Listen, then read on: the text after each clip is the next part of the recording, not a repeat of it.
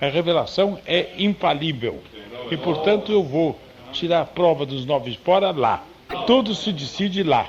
Bem, e não tardei em que o velho Carlos e os seus cruzados viessem em apoio a mim e me ajudassem a compreender bem a coisa. Ao pé da letra, o livreto de Carlos Magno, aquilo que eu comprei na estação, aquela coisa toda. Figuras que eu vi gravuras representando episódios de Carlos Magno, fotografias de couraças, de alabardas, e etc, etc. Tudo isso me levou a pensar, mas na Idade Média como era? Como era essa história na Idade Média? E chegar à seguinte conclusão. Os séculos da amizade foram os da Idade Média.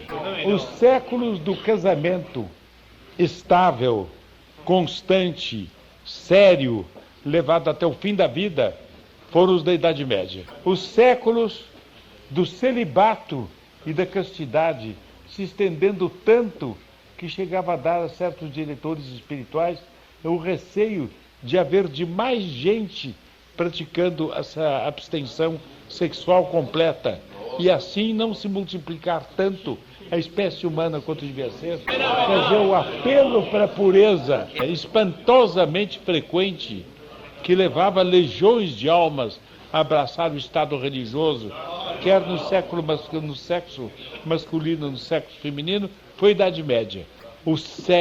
E agora o argumento decisivo. Os séculos, a era histórica da fé católica apostólica romana, atuante, clara, sem diminuir as verdades, sem ocultá-las, sem exagerá-las, foi a Idade Média. Como é que esses homens eram amigos entre si? Como é que o esposo e a esposa se queriam entre si? Me impressionavam as sepulturas da Idade Média. Os senhores devem ter visto fotografia das sepulturas de uma certa categoria na Idade Média. Sobre o tampo da sepultura, embaixo estavam os cadáveres, entregues à corrupção dos corpos. Em cima, os gizantes, chamava-se. O homem e a mulher, o esposo e a esposa, deitados.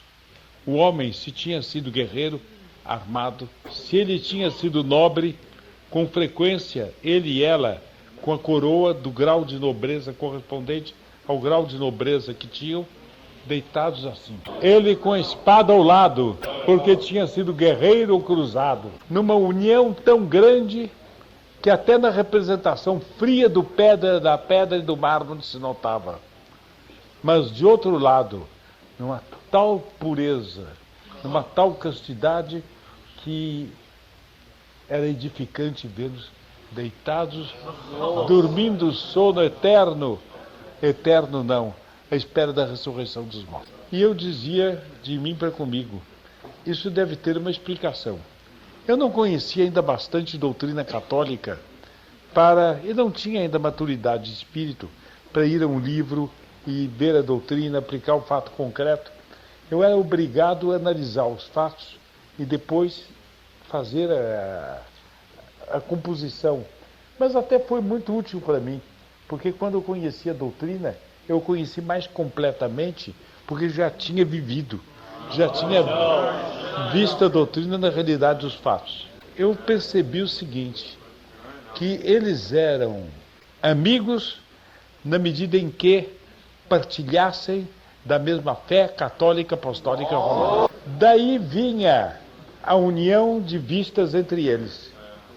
E entre os católicos mesmo, pode ser que uns tenham um certo feitio temperamental, psicológico, outros têm outro feitio.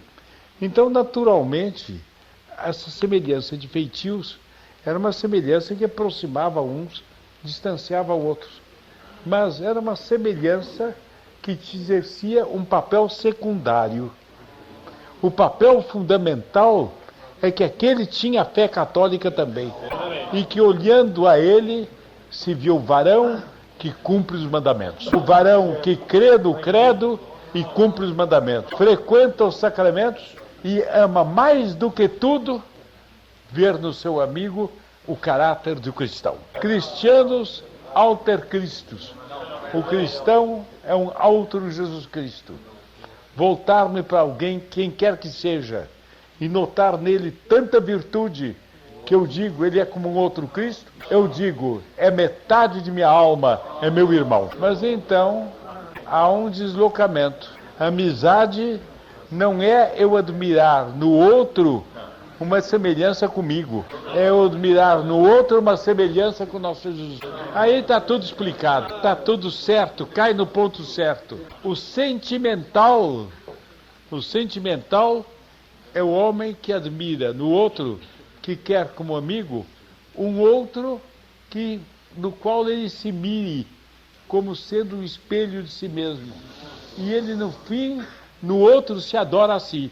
Mas o outro faz o mesmo. São dois egoísmos que se encontram. E onde há o egoísmo não há amizade. Há amizade quando a gente está disposto a sacrificar pelo amigo. Pelo contrário, quando esse desejo de sacrifício não existe, não há amizade. Ou o desejo de sacrificar-me por um amigo é na medida em que eu note nele a vinculação com Jesus Cristo, meu Deus e Senhor. Aí eu vou até o fim do caminho. Sou capaz, qualquer um de nós deve ser capaz, de toda forma de sacrifício, de todo perdão de qualquer ofensa, até de qualquer traição, desconfiando do traidor. Confiar é uma coisa, perdoar é outra. Eu posso perdoar um traidor. Confiar devagar.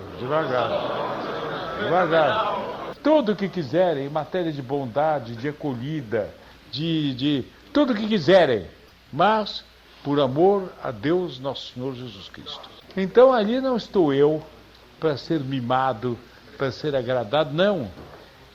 Está o melhor de mim mesmo, que é o por onde eu pertenço a Jesus Cristo. Eu quero que meu amigo me queira porque eu sou de Cristo Nosso Senhor, porque eu sou de Maria, mãe dele. Por isso eu quero que ele me queira.